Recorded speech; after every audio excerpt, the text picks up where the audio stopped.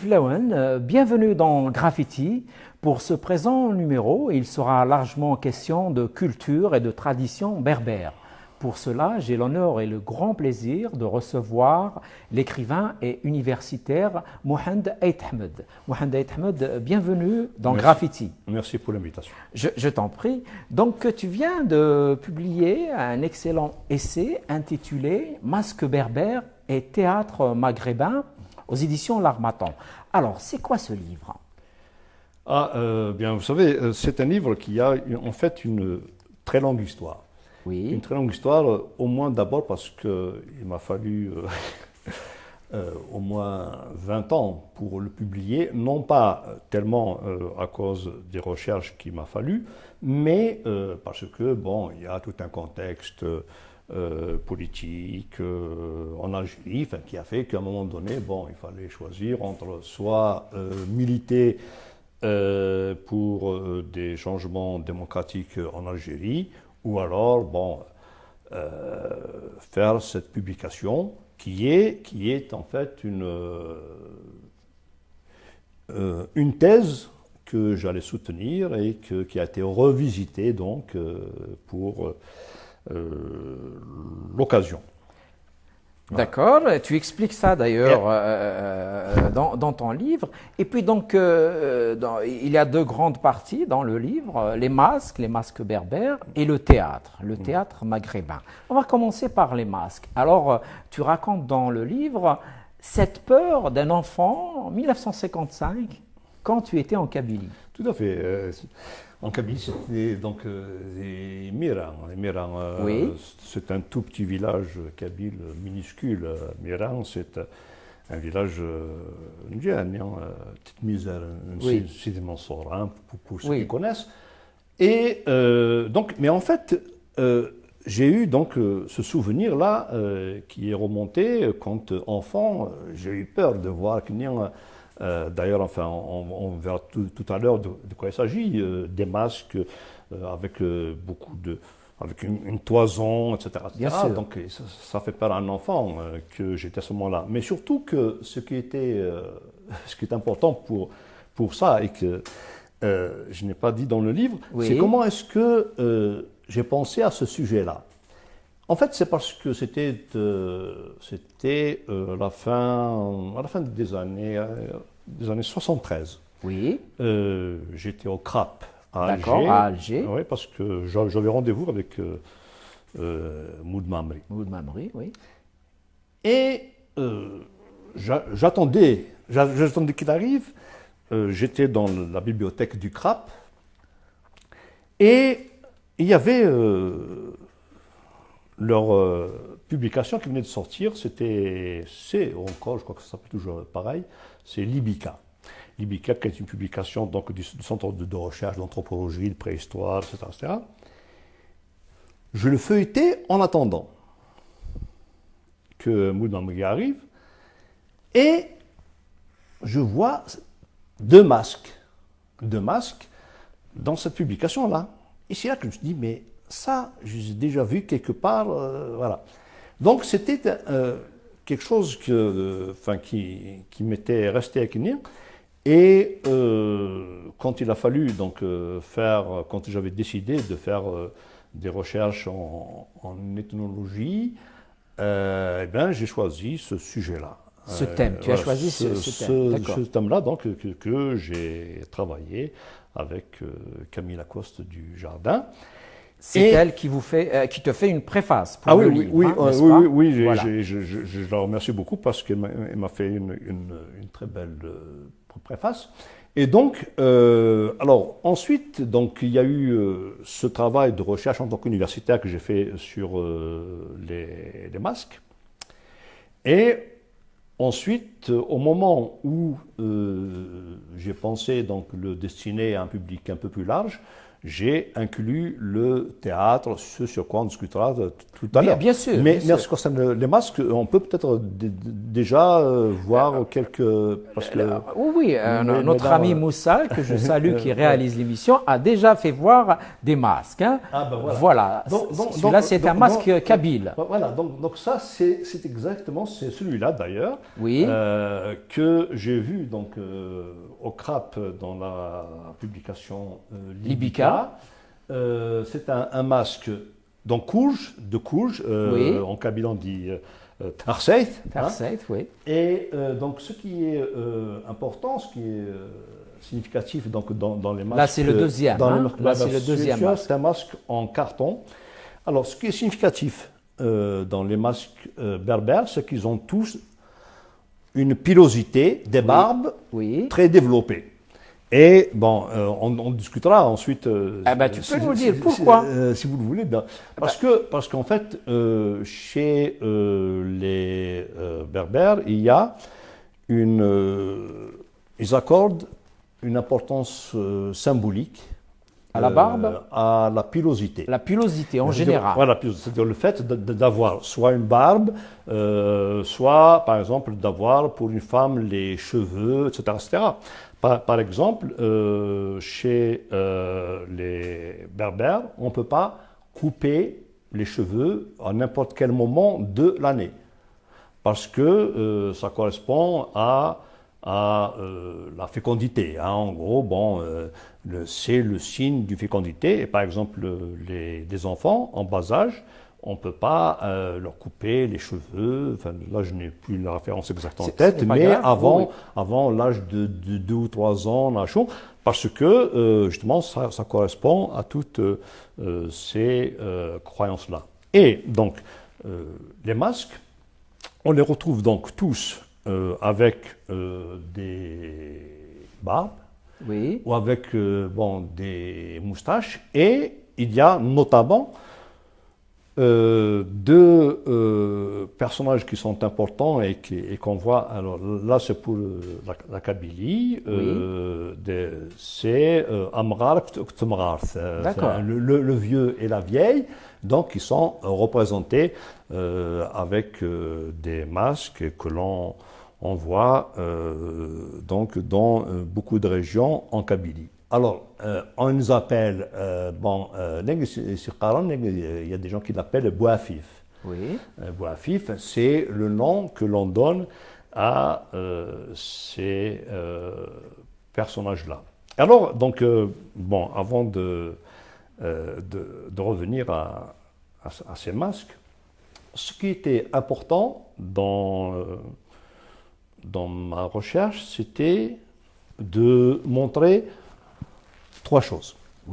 C'est que d'une part, dans la culture berbère, il y avait d'autres éléments que l'on ne connaissait pas. On connaît la poésie, on connaît les contes, on connaît en gros la littérature orale, le code kabyle, etc. par exemple. Mais il y a des éléments de la culture qui n'ont pas été suffisamment valorisés et concernant ce sujet, complètement négligés ou c'est ce que dit d'ailleurs Camille Lacoste du Jardin. Voilà, il dit qu'il y a si peu d'écrits à propos donc, de cette thématique. Voilà. Et c'est vrai que quand j'avais commencé donc, mes recherches à ce sujet-là, beaucoup de gens m'ont découragé. Ils disaient, bon, mais vous êtes sûr de pouvoir trouver quelque chose à ce sujet-là, etc., etc. Et j'ai passé une très grande... 1 an ou 2 de recherche déjà pour constituer la bibliographie. Oui.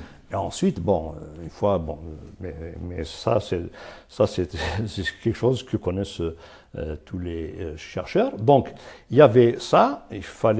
C'était important de montrer que pour la culture berbère, il n'y avait pas que les éléments qui étaient les plus connus, mais aussi les masques.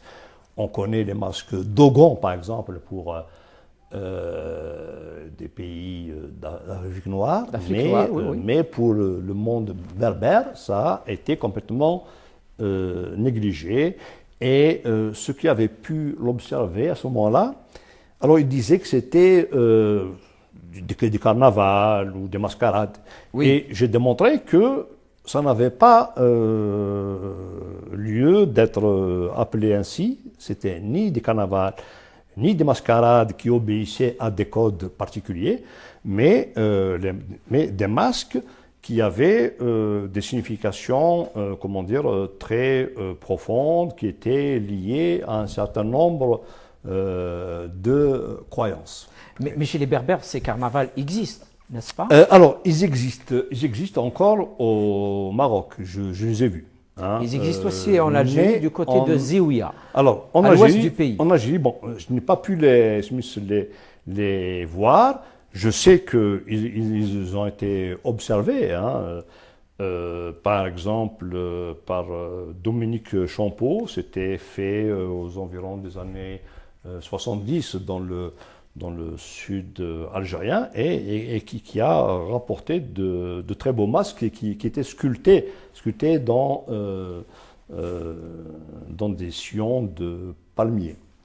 Et donc il y a effectivement ça, mais dans les régions où j'ai été, bon, je n'ai pas pu les observer et j'espère que, on peut encore les observer quelque part, et deux, ben, ce serait bien qu'on puisse les revoir, même dans les villages où on ne les voit plus. En tout cas, dans cette maintenant. région de l'ouest, au sud de Tlemcen, le carnaval du jour de l'an se fait jusqu'à aujourd'hui. Hein.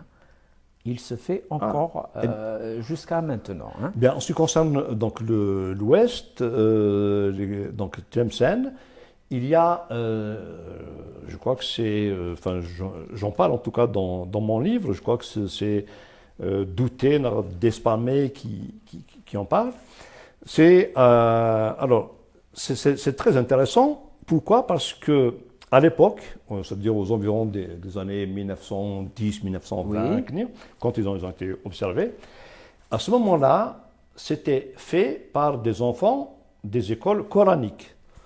Hein? D'accord. C'est-à-dire, et c'est très intéressant parce que l'école coranique, comme l'Église, s'est opposée. D'ailleurs, oui. on en parlera un moment peut-être. A vraiment tout fait pour que les masques ils disparaissent. Parce que, bon, ben, dans l'islam, porter l'image pose problème. Des masques est. Oui. Mais comme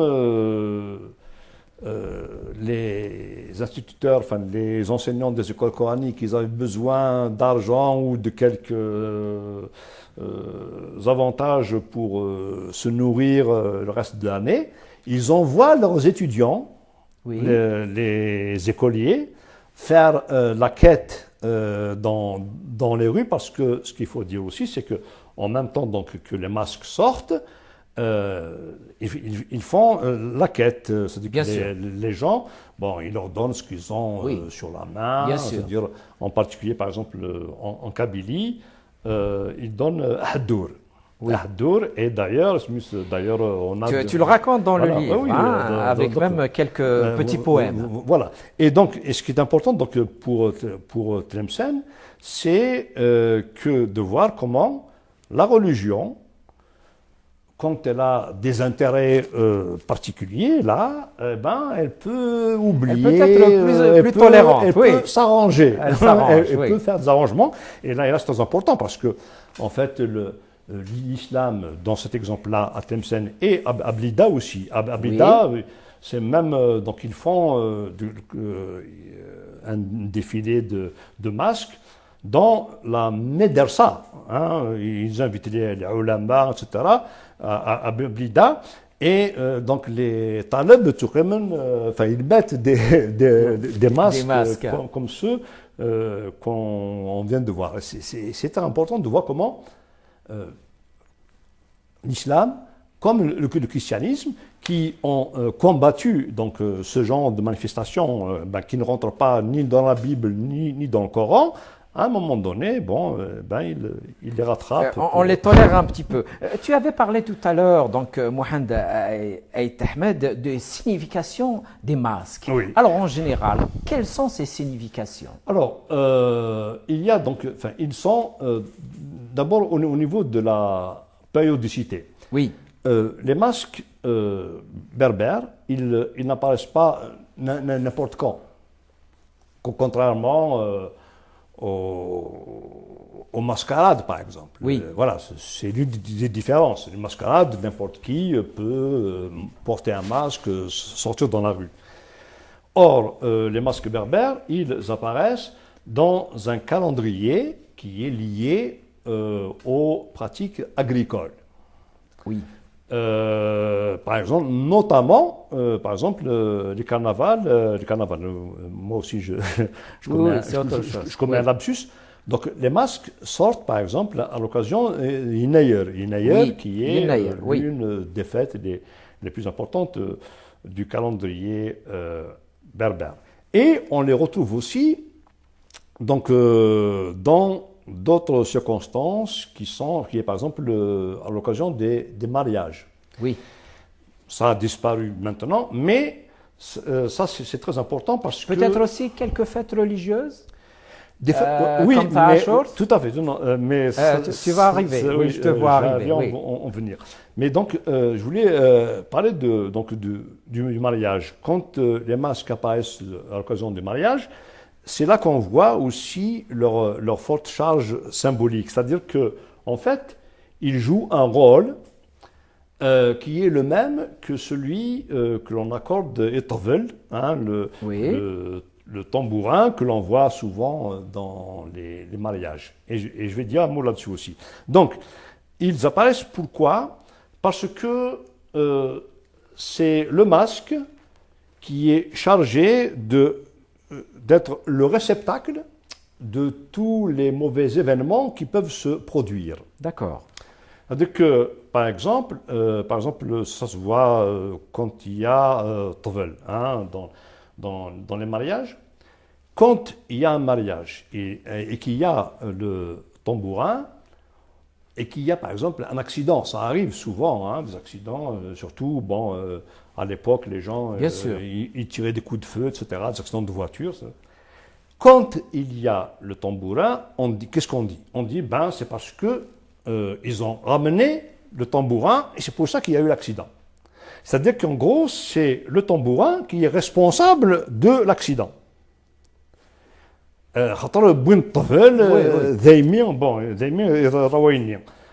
Mais s'il n'y avait pas de tambourin, qu'est-ce qui va se passer? Ils vont dire que c'est la mariée qui a un mauvais destin, hein, comme on dit. Oui, oui. Donc, en fait, le tambourin, et les masques, ils sont là pour capter tout ce qui est de mauvais qui peut arriver à cette occasion-là. D'accord. Et c'est pour ça, par exemple, que traditionnellement, le tambourin, évidemment, je sais très bien que maintenant, les gens, ils emmènent le tambourin pour faire la fête, pour danser, etc. Mais à l'époque, ce n'était pas du tout ça. Ça avait une fonction. Par exemple, on amène le tambourin quand il y a des mariages risqués, des mariages importants. Par exemple, quand il y a un mariage d'un grand village avec un autre grand village, il y a toujours Tovel. Pourquoi? Parce que justement, pour préserver les familles. Parce que s'il n'y avait pas Tovel, dans le cas où il y a des problèmes, bien sûr. Voilà, ça finirait par une guerre entre les familles, parce que les autres ils vont dire que c'est de votre faute, les autres, etc. Donc il y a ce. Et alors, ce qui s'est passé ensuite par rapport aux autres fêtes où il apparaît, c'est que l'islam, d'une part, il a capté, il a essayé de récupérer ces moments où le masque sortait, qui correspondaient donc à des croyances qui n'étaient pas musulmanes, mais que l'islam a essayé de récupérer. Oui. Et ensuite, le fait que le calendrier musulman, il fait le tour de l'année. Hein, ce qui fait que Smith, une fois, c'est l'Ashura qui va sortir en même temps que Yinaïr, par exemple. Oui. Alors, les gens, ils ne savent plus si c'est l'Ashura ou si c'est Naïr, mais le masque, il sort à ce moment-là parce que ça correspond à ces croyances dont on avait parlé. Et donc, c'est pour ça qu'ensuite, les masques, on les voyait surtout à l'occasion donc, de l'Aïd Kbir, de l'Aïd Srir, de l'Ashura, etc., etc. Et surtout, par exemple, au Maroc, je l'ai. Tu en parles dans le livre, et tu es dans le livre, voilà. donc tu as mis Voilà. des masques marocains, bien Voilà. sûr, que nous Alors, voyons d'ailleurs. Et ben voilà. Voilà. Voilà. Donc, ça, ce sont des photos que j'ai prises au Maroc. C'était à l'occasion de l'Aïd Kbir. Alors ça a été pris dans les environs c'est ancien, ça c'est une fois. Ça a été pris il y a une quinzaine d'années. D'accord. Ça, c'était pas moi. Et donc, voilà. Et là, ce qui est important, donc, si on peut rester un peu oui, bien sûr, on peut le faire. Sur la photo, là. Oui. Donc, on voit ici que le masque, à proprement parler, c'est-à-dire qui couvre le visage, a disparu.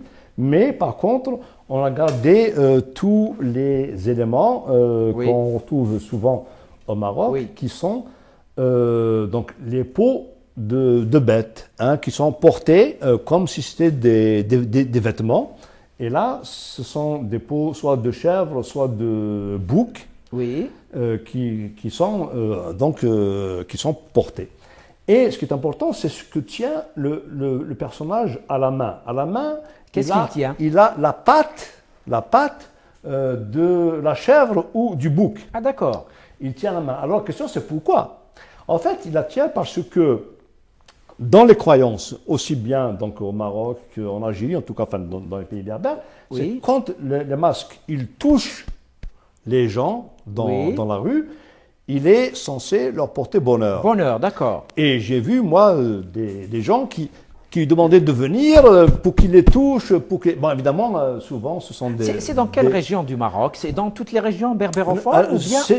En tout cas, c'est dans beaucoup de régions, surtout berbérophones. Soit, par exemple, Marrakech ou Agadir. Agadir, un peu plus au sud. Dans les environs, soit à Marrakech, soit à Agadir. Bon, mais ça a été aussi observé dans le nord, aussi, dans des régions berbérophones. Et là, donc, on voit comment la pratique a évolué. Dans le masque qu'il y avait avant, c'était pas celui-là, mais l'autre. Bon, si on le voit. Et voilà, celui-là, on voit un masque, mais c'est un masque qui a été acheté dans le commerce. Ah d'accord. Voilà. Un masque qui est acheté dans le commerce, mais on voit toujours donc les mêmes peaux, soit de chèvre, soit de bouc, et parfois aussi de moutons, qui sont portés donc à l'occasion de l'Aïd Kbir, donc pour les photos que j'ai prises à ce moment-là. Alors là, on en arrive à d'autres photos. Ça, c'était aussi au Maroc. Bon, voilà. Au Maroc, mais c'était il y a environ au moins un siècle. Oui, c'est ancien. 1910. Et c'est là que commençait à naître le théâtre dont on parlera peut-être. Voilà. Oui, bien sûr, on va en parler. Là, on voit très bien donc, des gens qui portaient des masques soit de bouc, soit de bélier, accompagnés avec des gens qui ont un bendir, voilà, et d'autres qui doivent... Et ça semble être une cérémonie. Est-ce que c'en est une? C'est une cérémonie, c'est une fête? À ton avis, c'est quoi? Là, ce sont des gens qui commencent un peu à se spécialiser, c'est-à-dire à se donner en spectacle. Et c'est là qu'on voit une évolution vers le théâtre, parce que ils viennent, en plus des sorties rituelles, où on les voit donc à l'occasion de certaines fêtes, ils viennent, là c'est un autre masque, c'est important, donc le masque qu'il y avait avant, si on peut le revoir, donc on voit très bien que c'est un masque qu'on retrouve très souvent, l'autre. C'est Il va le mettre oui, où ça? C'est pas celui-là, oui. c'est l'autre. Alors, c'est un âne, voilà, non, c'est pas celui-là, voilà, celui-là. Arioule. Oui. Un âne, ou alors qu'on retrouve aussi en Libye, par exemple, Ah, d'accord. qu'on retrouve chez les Berbères de Libye, qu'on retrouve aussi en Tunisie, en Algérie. Alors, des fois, l'âne devient un autre animal qui peut être le chameau en fonction des régions. Hein, D'accord. quand c'est désert, c'est un chameau, bien sûr. et quand dans le nord, c'est souvent un âne. Alors, bon, il y a évidemment toute une symbolique qui est liée. Est-ce qu'il y a une symbolique particulière à l'âne? Oui, à certaines performances. Et on le voit, ici par exemple, on voit par exemple qu'il y a, on ne voit pas très bien, mais il y a deux personnes à l'intérieur qui sont recouvertes et qui sont pliées. Donc le premier, il tient ce qui sert de tête, ce qui représente la tête de l'animal. Donc, et il y a toute une symbolique évidemment, qui est rattachée au personnage. Et le plus important, évidemment, c'est la fertilité. Donc, tout tourne autour de ce concept de la fertilité. Voilà, de la fertilité. D'accord. On fait juste une petite pause et on revient au débat. Oui, très bien. Débat avec l'ethnologue, donc écrivain Mohand Ait Ahmed, qui vient de publier aux éditions L'Harmattan à Paris, donc Masques berbères et théâtre maghrébin. Donc, Mohand Ait Ahmed, on disait que ce cérémonial avait beaucoup de signification, n'est-ce pas? Oui, on le voit donc au niveau des sorties. Oui. Et c'était important, c'est pour ça que j'ai dit que ce sont des masques et que ce ne sont pas des mascarades, contrairement à tout ce qui avait été dit par de nombreux observateurs de l'époque. Sauf peut-être Laoust, je crois, qui disait quelque part que ces pratiques, c'était au début du 19e siècle, ces pratiques lui semblaient tellement importantes que il se pourrait, je ne me souviens plus des termes exacts, que ce ne soit pas uniquement des mascarades. Donc ça, c'était important. Et puis ce qui était important aussi, c'est de voir comment les gens portaient ce masque-là, parce que c'était pas n'importe qui, c'était pas. Ah d'accord. Ah, non, c'est pas celui qui voulait. Ce n'était pas donné à tout le monde, d'accord. Pas. Alors c'était porté par qui? Alors c'était porté par exemple, au Maroc, ça a été observé, et je pense aussi ailleurs, en Tunisie aussi, ça a été observé, par des gens d'une catégorie sociale. Plus aisée? Non, justement. Ou bien qu'il y a non, justement. Non, c'est le contraire. C'est souvent parmi les classes les plus défavorisées. D'accord. Défavorisées, mais ça, je pense que c'est arrivé dans un second temps, au moment où il a fallu exclure cette pratique qui était déconsidérée par l'école. Hein, l'école française qui disait, bon, ouais, mais vous vous rendez compte, ce qui se passe là, c'est pas très intéressant. L'Église, on avait parlé de l'islam. L'islam, c'était aux environs du XIIIe ou du XIVe siècle. Il y a eu, d'ailleurs, j'en parle dans le livre, une répression énorme à Bougie, qu'on appelle Vgaïev. Il y a une répression énorme à Bougie parce qu'il y avait l'un des sultans, ou je ne sais plus quoi, qui était passé et qui a vu des gens qui portaient des masques.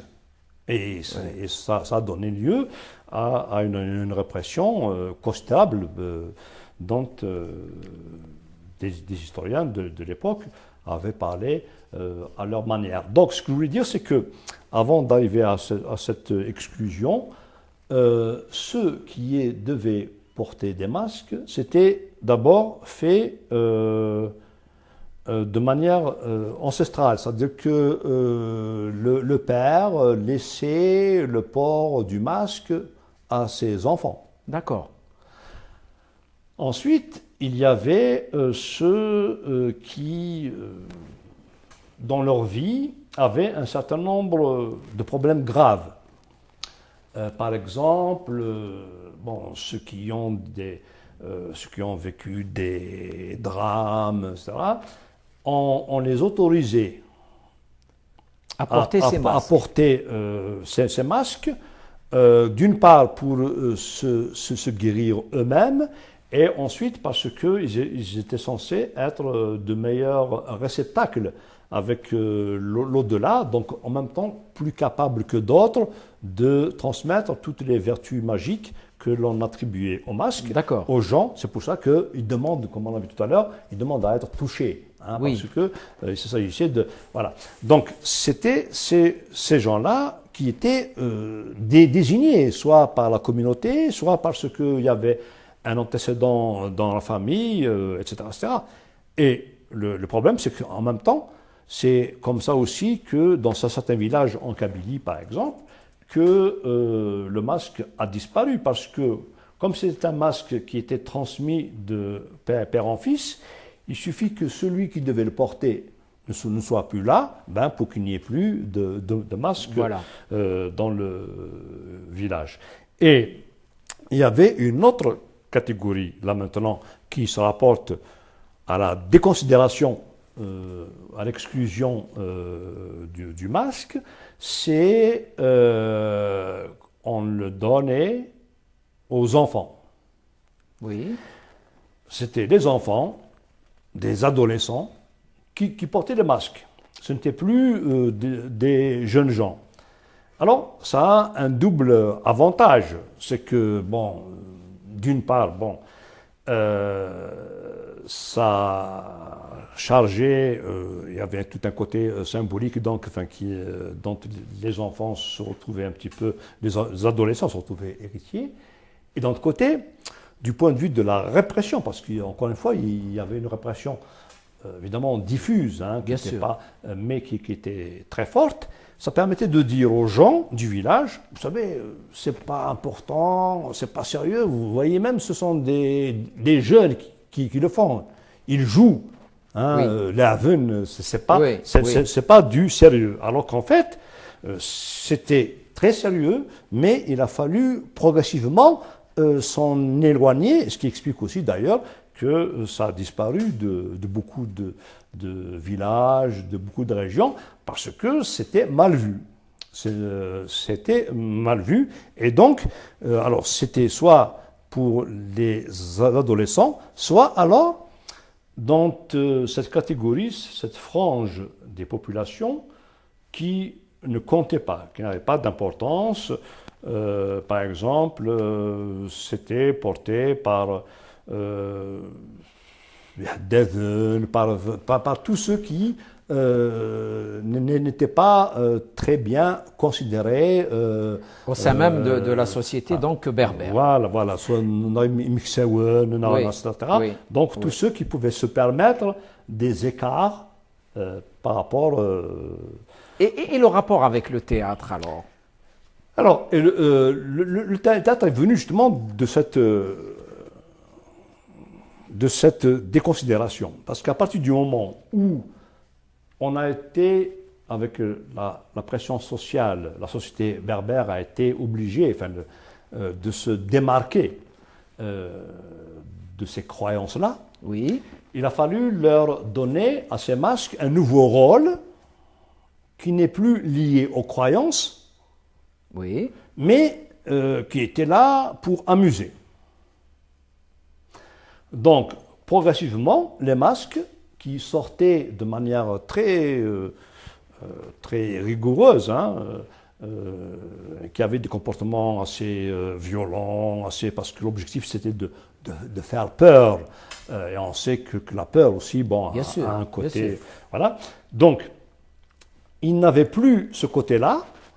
Donc, ils se sont portés vers un comportement ludique, qui était là pour amuser, pour pour faire rire, etc.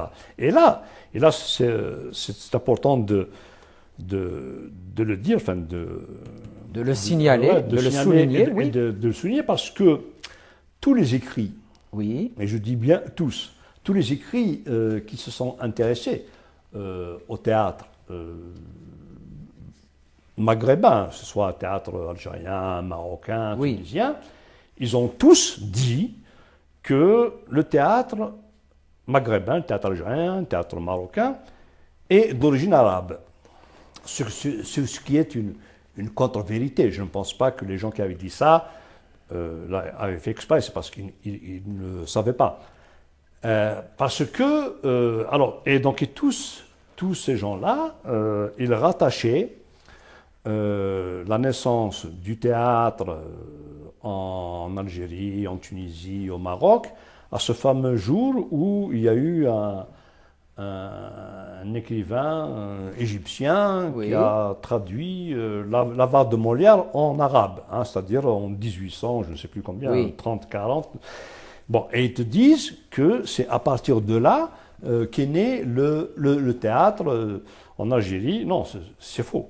Le théâtre au Maghreb, il est né avec les masques berbères, il n'est pas né à cause de Donc il est plus ancien, bien sûr. Ah oui, oui, tout à fait, il est plus ancien.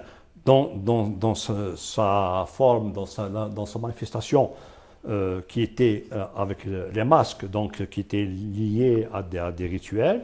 Et ensuite, quand il a fallu évoluer, donc les mêmes masques, on les retrouve d'ailleurs très bien, que ce soit en Kabylie ou que ce soit au Maroc ou en Tunisie, les mêmes personnages dont j'avais parlé brièvement tout à l'heure, l'âne, oui. Le vieux, la vieille, Amrat, etc.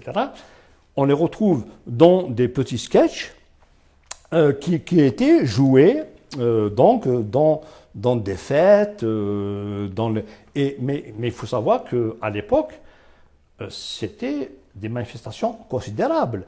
Par exemple, on parle très bien de certaines fêtes qui se déroulaient comme ça à Tougourt, hein, oui. en Algérie, qui réunissaient des centaines, des milliers de personnes. L'état de tribu, c'est ça, hein? Toutes les tribus venaient assister. Des gens qui venaient, qui voulaient, ça se passait oui. Dans les rues, c'était la fête tout le temps. À Tunis aussi, c'était très connu à l'occasion, soit de l'Aïd el-Kibir, soit etc. Et aussi. Est-ce que on retrouve ces manifestations au Maroc? Ah oui, oui, tout à fait. Au Maroc, c'est là où nous avons en fait le plus d'écrits, où on voit vraiment là-bas une évolution vers une espèce de théâtre professionnel où les mêmes troupes elles se faisaient payer. Oui. Alors que traditionnellement, les masques, ils recevaient soit des figues, hein, c'est-à-dire voilà. ou bien des crêpes, etc. Mais ensuite, ils ont tout simplement demandé à être payés. Et il y avait des tribus oui. qui payaient une troupe de théâtre qui faisait le tour pendant 10-15 jours à jouer leur sketch, etc. Et qu'est-ce qu'ils jouaient en général? Est-ce que d'abord ils jouaient en langue berbère ou bien ils jouaient en arabe? Pour le cas du Maroc. Alors, pour le cas du Maroc, ils jouaient en berbère. Ils jouaient en berbère parce que les choses sont que... Donc, ils se déplacent en territoire berbérophone, on va dire les choses comme ça. Ce qu'il faut dire, c'est qu'à l'époque, les régions arabophones, c'est-à-dire les régions qui ne parlaient que l'arabe, au Maroc, il faut vraiment les chercher. Il faut les chercher, hein, oui, c'est vrai. C'est vrai. C'est la même chose en Algérie, ceci dit. Hein. À l'époque, c'est-à-dire il y a, oui, un ou deux siècles. Oui, bien sûr. Aujourd'hui, mais par contre, ce que j'ai vu, par exemple, dans certaines régions du Maroc, c'est la manière dont la langue berbère est conservée. C'est assez intéressant, par exemple, à Agadir. Oui. Eh bien, quand on est commerçant et qu'on ne parle pas le berbère, on n'a aucune chance d'avoir des clients. Si bien que, aujourd'hui, les gens qui viennent s'installer, ils sont obligés d'apprendre le berbère Le pour berbère. pouvoir, voilà. Et Ne serait-ce que voilà. par... C'est une question pratique, Voilà. ne serait-ce Et c'est ça que qu'on par ou- utilité. Voilà, c'est ça qu'on oublie. La chose la plus efficace, c'est pas des discours. Ce n'est pas des slogans. en fait. Voilà, c'est de la dire, vie. voilà, c'est de dire, bon, si les gens, ils ont intérêt, ils le font ou ils le font pas. Donc ça, c'était une grosse parenthèse.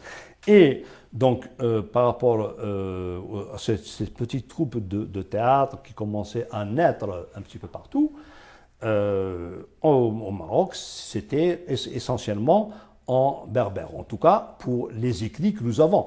Il y a D'accord. dû sans doute y avoir quelque part des manifestations en langue arabe, mais ça n'a pas dû être très significatif. C'est pour ça que, mais nous avons des écrits. Alors ce sont des petites histoires, généralement c'est des histoires conjugales, hein, Oui. entre un mari et une femme, entre... Mais il y avait du sens, il y avait de l'humour aussi. Ah oui, oui, non, c'était, enfin, l'objectif, c'était de faire rire. C'était de faire rire. Il n'y avait pas vraiment de morale, il n'y avait pas de... D'accord. Mais à l'époque, l'objectif, c'était d'amuser les gens. Alors, si bien que, à un moment donné, au début, les gens, ils venaient pour recevoir, pour être en contact avec les charges symboliques, les Oui. croyances que représentaient les masques. Ensuite, les gens, ils venaient pour s'amuser. Voilà, ils venaient pour s'amuser et en même temps, ça devenait de moins en moins attaquable du point de vue de la religion, parce que la religion, bon, voilà.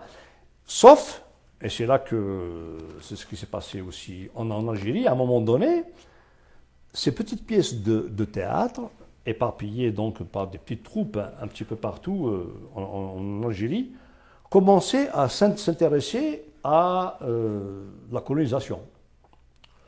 Donc, ce qui fait que dans certaines pièces de théâtre, certaines scénettes, hein, certaines petites scènes, elles mettaient en scène, justement, des personnages de l'administration.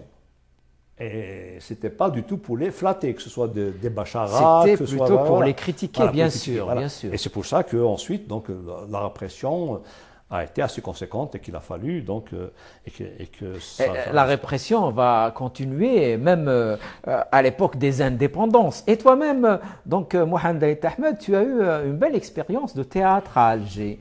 Alors, tu peux nous dire un mot quand même? Oui, très rapidement. Oui. Bon, d'une part, bon, c'était... Avec cette fameuse pièce que la troupe a jouée à Tunis. Oui. D'accord, oui, tout à fait, oui. Et qui a eu un prix, je crois. Tout à fait, oui. C'était le deuxième prix du Festival international de théâtre universitaire.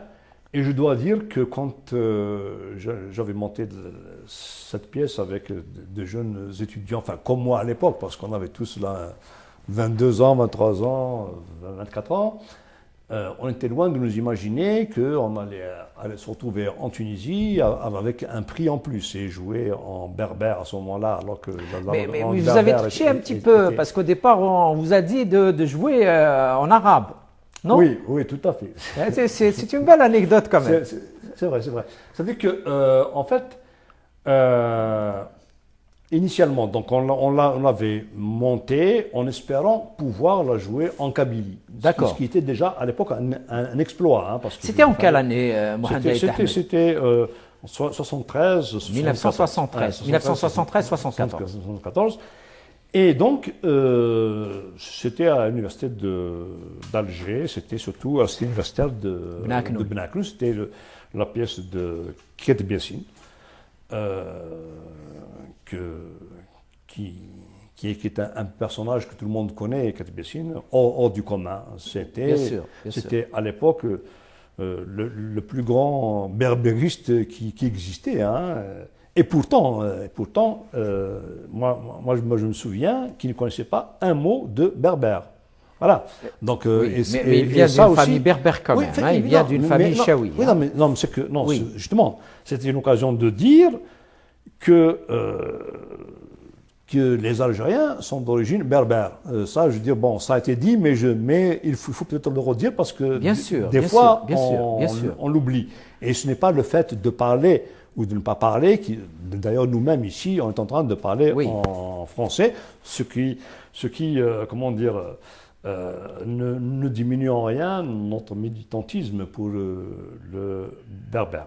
Donc, on avait monté cette pièce comme ça, avec des étudiants à l'époque, et ce n'était pas évident parce que il fallait faire ça de manière aussi discrète que possible, parce qu'il y avait une répression phénoménale. Et donc, il a fallu que l'Algérie, qui avait à l'époque participé à tout, dès qu'il y avait un événement quelque part, et donc il fallait que l'Algérie soit représentée en Tunisie. Par une troupe théâtrale. Par une troupe théâtrale d'étudiants. D'étudiants, d'accord. Et le hasard a fait qu'on était la seule troupe de théâtre universitaire en Algérie à ce moment-là qui avait un spectacle qui pouvait être présenté. Donc voilà, donc comme ils ont su que c'était en kabyle, on nous avait demandé de leur abuser. De traduire la pièce. Voilà. Bon, ce que nous avons fait pour 5 minutes du spectacle. Juste pour les bluffer alors. Voilà. Juste, bon. Et ensuite, ce qui nous a permis d'aller à Tunis. À Tunis. Et là, de jouer en berbère. On avait joué en kabyle. Et je dois vous dire que on avait vraiment des craintes en revenant en Algérie. Bon, il se trouve qu'on n'a pas eu de gros dégâts parmi nous. Et là, c'était vraiment en arrivant à Alger, le lendemain, j'étais voir Khatib Yassine, qui à l'époque habitait à côté de la rue Didouche Mourad. Il est venu à cette universitaire, c'était... vous avez fait la fête alors, avec tout le groupe. Les éléments qui jouaient dans la pièce, est-ce que tu as en mémoire leur nom à peu près? Il y a un grand nombre. Il y a un grand nombre, en tout cas, qu'on a... C'est juste pour leur rendre hommage, parce qu'ils ont eu le mérite d'avoir joué dans cette pièce. Ils ont eu un mérite considérable parce qu'à l'époque, ce n'était pas un jeu. Hein. À l'époque, c'était vraiment, Smith, c'était prendre des risques considérables. Alors, je n'ai pas tous les noms en tête. Il y a Haresh, il y a Hassan Haresh, que nous saluons, bien sûr. Il y a eu Saïd Douman. Que nous saluons aussi, oui, bien sûr. Là, vous me posez une question comme ça. C'est pas grave. Non, c'est important. Bon, il y a eu Mohamed, qui jouait d'ailleurs le rôle principal dans la pièce. Et puis, il y a d'autres amis qui sont aujourd'hui en Allemagne, qui sont un petit peu partout. Et la plupart, justement, ils se sont tous retrouvés ensuite dans le mouvement berbère. Et certains y continuent justement à activer. Il y avait Amr Msded. Amr Msded, notre grand écrivain aussi. Et c'était vraiment quelque chose de très important qui avait été fait à ce moment-là, d'autant plus important que nous-mêmes, on ne s'en rendait pas compte de l'ampleur que ça allait prendre par la suite. On l'a fait parce qu'on pensait qu'il fallait le faire. Et en même temps, c'était aussi pour la plupart des étudiants de Mouloud Bambri. Oui. Et ce qu'il faut dire aussi, je ne sais pas si... Oui, bien sûr. Ce qu'il faut dire, c'est que à l'époque, pour suivre des cours de Mouloud Bambri, des cours de berbère à la fac centrale, il fallait être vraiment motivé. Pourquoi? Parce que les cours, comme ils n'avaient pas de salle, ils faisaient ça de manière plus ou moins clandestine, les cours c'était de midi à 14h. D'accord. C'était la pause, quoi. C'était la pause des étudiants. Non seulement c'était la pause, mais c'était le seul moment où on pouvait aller manger au resto U. Oui. Donc, ce qui fait qu'il fallait faire un choix. Ou tu vas manger, ou tu ne manges pas. Tu vas assister au cours. Voilà, donc c'était vraiment, évidemment, on le faisait, ça, ce n'est pas... Mais c'était vraiment...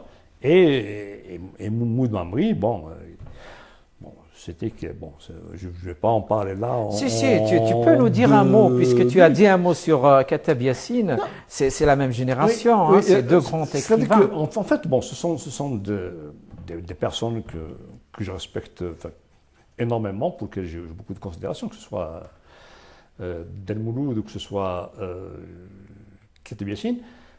Et ils avaient tous les deux des personnalités différentes et complémentaires. Il y avait à la fois donc Khatib Yassine il est dans l'agitation, voilà, qui ruait dans il ne se dans gêne tous pas pour dire ce qu'il brancards, pense. oui, Oui. la langue berbère, etc., les origines berbères, etc. Et Del Mouloud, avec bon, son côté universitaire, etc., qui faisait les choses de manière un petit peu moins voyante sur le. Il faisait son travail, mais sur sans moment, le crier sur voilà, tous les sur le toits, n'est-ce moment, pas? mais qui faisait avancer la revendication. D'ailleurs, bon, voilà. Et pour la pièce, une fois revenu de Tunis, est-ce que la troupe a rejoué, Ah, si, si. soit à Alger, Si, soit si, en oui, Kabylie? si, si. On avait joué en Kabylie parce que c'était là c'était très, très important. Donc on a joué dans un certain nombre de villages de Kabylie. Et surtout, moi, je me souviens d'une fois, on avait joué, c'était à Tizi. Oui, Tizi Ouzou. Tizi Ouzou. Et bon, il n'y avait pas de publicité à l'époque. Hein. Ah oui, bon, bien sûr. On a dû avoir fait une affiche ou je ne sais pas quoi. Et bon, il y avait les comédiens qui se préparaient. Moi, je suis sorti pour voir s'il y avait une ou deux personnes au moins qui venaient pour regarder la pièce. Et je sors et je vois dehors les flics en train de tabasser les gens parce qu'il y avait. Ah, ils les empêchaient de venir. Non, ils n'empêchaient pas. Il y avait tellement de monde. Ah oui, d'accord, qu'il a d'accord. fallu, bon, Ah bah, un le petit service, peu, on va dire de l'ordre. Voilà, pour- c'est-à-dire ouais. le service d'ordre algérien est de bouse. Hein. Donc en fait, bon, il tabassait les gens. Et donc ça. C'était dire comment est-ce que l'information avait C'était vraiment, le bouche à oreille a fait, circulé a fait de- son de effet. au bouche à fait. oreille. Et on avait surtout joué, c'était l'objectif aussi, dans les lycées. Oui. Hein, je me souviens qu'on avait joué au lycée Amero chez Tizi Ouzou. Et ça, il y a quelqu'un à qui je pense là en ce moment, c'était le surveillant général de l'époque. Oui. Je ne me souviens plus de son nom. Il se met s'il regarde. Oui. C'est quelqu'un qui est grand de taille. Alors, donc on avait joué la pièce de théâtre, évidemment, dans un contexte de répression culturelle, Oui, bien etc. sûr, bien sûr. Il fallait faire attention à ce qu'on disait. Et il y avait un lycéen à la fin, parce qu'à chaque spectacle, il y a un débat avec, oui, avec salle, l'assistance. Voilà. Et il y avait un lycéen, il dit, mais qu'est-ce que vous avez voulu dire? Alors, il que sur un général, c'est vrai, on dit ni mot. Voilà, tout simplement. C'est-à-dire, Voilà, en ça fait, se joue déjà en langue kabyle. Si vous n'avez Voilà. pas compris qu'ils étaient en train de soulever des questions de revendications culturelles, berbères, etc., c'est que, bon. Ben oui, Et, ben oui. et ça, ça m'avait beaucoup plu. Ce Vraiment, sont de beaux souvenirs, Mohamed Aït Ahmed. Malheureusement, on arrive à la fin de l'émission. Peut-être qu'on a oublié quelque chose. Ou il y a un dernier mot. On a oublié beaucoup de choses. Oui, mais on ne peut pas tout dire, parce que n'est-ce pas? justement, pour ce que vous avez dit, parce que évidemment, il y a un temps qui est très limité. Non, ce que je voudrais dire, c'est de voir comment une idée au départ, elle a pu faire son chemin et aboutir. C'est-à-dire que quand il y a une demande, quand il y a une revendication et que derrière c'est fait de manière claire, que c'est fait avec des hommes et des femmes qui sont déterminés mais sans rentrer dans la violence, on voit comment on peut toujours avancer, n'est-ce pas? Avancer, et je peux vous assurer que la revendication berbère dans les années 70, on était loin de penser qu'à ce moment-là, on y arriverait là où on est. Et c'est vrai que là où on est aussi, ça ne suffit pas. Il faut aller plus loin. Il faut aller plus loin, voilà. Mais vous faites bien de le signaler. Voilà. En tout cas, je te dis merci et bonne continuation. Vous aussi, mes amis, je vous dis merci de nous avoir suivis. Portez-vous bien, prenez soin de vous. Au revoir.